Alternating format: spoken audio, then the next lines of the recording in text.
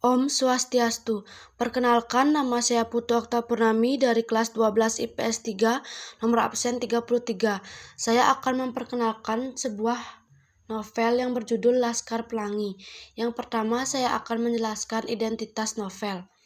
Judul novel Laskar Pelangi, penulis novel Andrea Hiranata, penerbitnya Bentang Pustaka, tahun terbit 2005, jumlah halaman 529.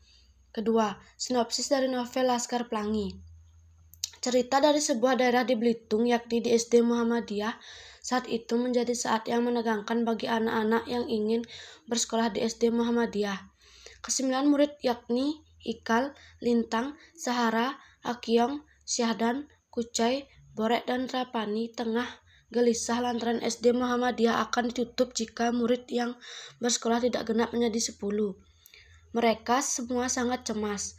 SD Muhammadiyah adalah SD Islam tertua di Belitung, sehingga jika ditutup juga akan kasihan pada keluarga tidak mampu yang ingin menyekolahkan anak-anak mereka. Disinilah anak-anak yang kurang beruntung dari segi materi ini berada. Saat semua telah gelisah, datanglah Harun, seorang yang keterbelakangan mental. Ia menyelamatkan kesembilan temannya yang ingin bersekolah serta menyelamatkan berdirinya SD Muhammadiyah tersebut. Dari sanalah dimulai cerita mereka, mulai dari penempatan tempat duduk, pertemuan mereka dengan Pak Harfan, perkenalan mereka yang luar biasa di mana Akyong yang malah cengar-cengir ketika ditanyakan namanya oleh guru mereka Bu Mus. Kejadian bodoh yang dilakukan oleh Borek, pemilihan ketua kelas yang diprotes keras oleh Kucai, kejadian ditemukannya bakat luar biasa Mahar, pengalaman cinta pertama Ikal, sampai pertaruhan nyawa Lintang yang mengayuh sepeda 80 km pulang pergi dari rumahnya ke sekolah. Semua kejadian tersebut sangat menghiasi kehidupan ke-10 anak yang mengatasnamakan diri mereka sebagai Laskar Pelangi. Bu Mus yang merupakan guru terbaik yang mereka milikilah yang telah memberikan nama tersebut untuk mereka. Karena Bu Mus tahu mereka semua sangat menyukai Pelangi. Saat susah maupun senang mereka lalui dalam kelas yang menurut cerita pada malam harinya kelas tersebut sebagai kandang bagi hewan ternak.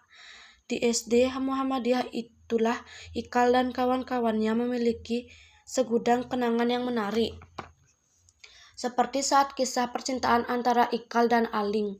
Awalnya Ikal disuruh oleh Bu Mus untuk membeli kapur di toko milik keluarga Aling. Ia jatuh cinta pada kuku Aling yang indah. Ia tidak pernah menjumpai kuku seindah itu. Kemudian ia tahu bahwa pemilik kuku yang indah tersebut adalah Aling. Ikal pun jatuh cinta padanya. Namun pertemuan mereka harus diakhiri lantaran Aling pindah untuk menemani bibinya yang sendiri. Kejadian tentang Mahar yang akhirnya menemukan ide untuk perlombaan semacam karnaval. Mahar menemukan sebuah ide untuk menari dalam acara tersebut. Mereka, para Laskar Pelangi, menari seperti orang kesetanan.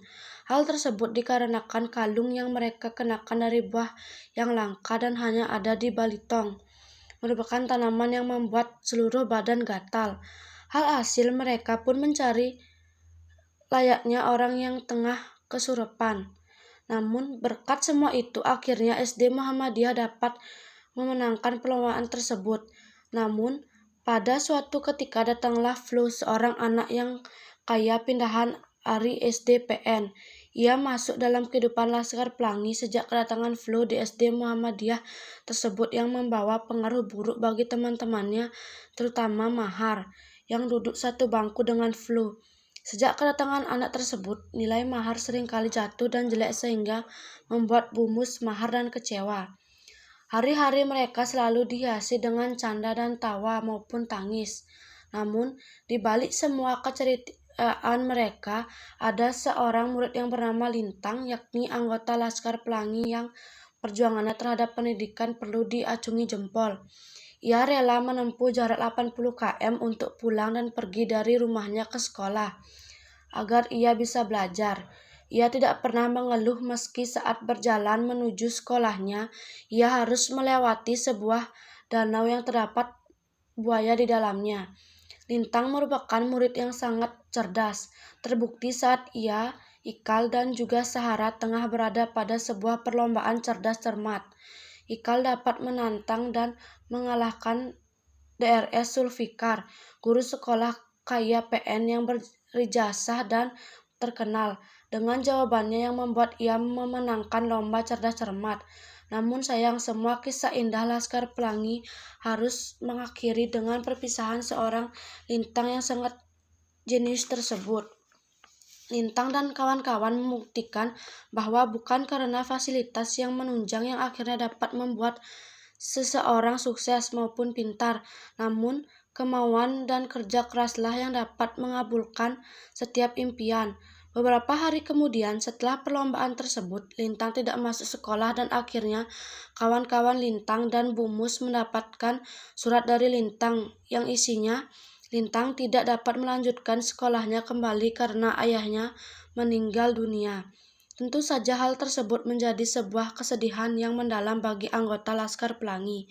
Beberapa tahun kemudian, saat mereka beranjak dewasa, mereka semua banyak mendapat pengalaman yang berharga dari setiap cerita di SD Muhammadiyah tentang sebuah persahabatan, ketulusan yang diperlihatkan dan diajarkan oleh Bu Muslimah, serta sebuah mimpi yang harus mereka wujudkan. Ikal akhirnya bersekolah di Paris, sedangkan Mahar dan teman-teman lainnya menjadi seorang yang dapat membanggakan Belitung. Yang ketiga, tema yang diangkat dalam novel Laskar Pelangi adalah pendidikan. Yang keempat, nama tokoh utama dan tokoh lainnya beserta karakternya. Tokoh utamanya yaitu yang pertama Ikal, tokoh aku dalam cerita ini yang merupakan anak terpintar dari Laskar Pelangi. Yang kedua, Lintang, teman sebangku Ikal yang luar biasa genius. Yang ketiga, Sahara, satu-satunya gadis dalam anggota Laskar Pelangi. Sahara adalah gadis keras kepala berpendirian kuat yang sangat patuh pada agama. Yang keempat, Mahar, pria tampan bertumbuh kurus ini memiliki bakat dan minat besar pada seni. Yang kelima, Akyong, keturunan Tionghoa ini adalah pengikut sejati Mahar sejak kelas 1. Yang keenam, Sahdan, anak nelayan yang ceria ini tak pernah menonjol. Yang ketujuh, Kucai, ketua kelas sepanjang generasi sekolah Laskar Pelangi. Yang kedelapan, Borek. Borek selalu menjaga citranya sebagai laki-laki maco. Yang kesembilan, Trapani, pria tampan yang pandai dan baik hatinya ini sangat mencintai ibunya. Yang kesepuluh, Harun, pria yang memiliki keterbelakangan mental ini memulai SD ketika ia berumur 10 tahun. Tokoh lainnya yaitu yang pertama ada Bu Muslimah, dia adalah ibunda guru bagi Laskar Pelangi. Yang kedua, Pak Harfan, kepala sekolah dari sekolah Muhammadiyah. Yang ketiga, Flo, seorang anak tomboy yang berasal dari keluarga kaya. Yang keempat, Aling, cinta pertama Ikal yang merupakan saudara sepupu Akyong. Yang kelima, amanat atau pesan yang disampaikan dalam novel Laskar Pelangi yaitu kita harus giat dan tekun dalam belajar agar kelak sukses di masa depan. Dan sesulit apapun hidup kita, seberapa berat pun cobaan dalam hidup kita tidak boleh patah semangat dalam menuntut ilmu dan tetap berjuang dalam mengejar impian dan cita-cita. Yang keenam, nilai yang dapat dipetik dari novel ini adalah nilai pendidikan religius, moral, sosial, dan budaya. Nilai yang paling dominan yaitu nilai pendidikan religius. Yang ketujuh, pendapat saya dalam novel ini adalah novel Laskar Pelangi cukup bagus karena menceritakan kita tentang pentingnya ilmu, persahabatan, dan semangat untuk mencapai cita-cita. Di dalam novel ini banyak sekali hal-hal yang dapat kita pelajari, mulai dari semangat belajar untuk menempuh cita-cita sampai pada arti dari persahabatan sejati. Buku ini mudah dibaca karena penulis menggunakan bahasa Indonesia yang baik dan benar, walaupun ada kata-kata yang menggunakan kata sulit, tapi di akhir buku itu dituliskan arti dari kata sulit tersebut. Buku ini sangat bagus untuk kita yang sedang patah semangat dalam menempuh dunia pendidikan. Sekian video dari saya. Bila ada salah kata mohon dimaafkan. Saya ucapkan terima kasih. Om Santi Santi Santi Om.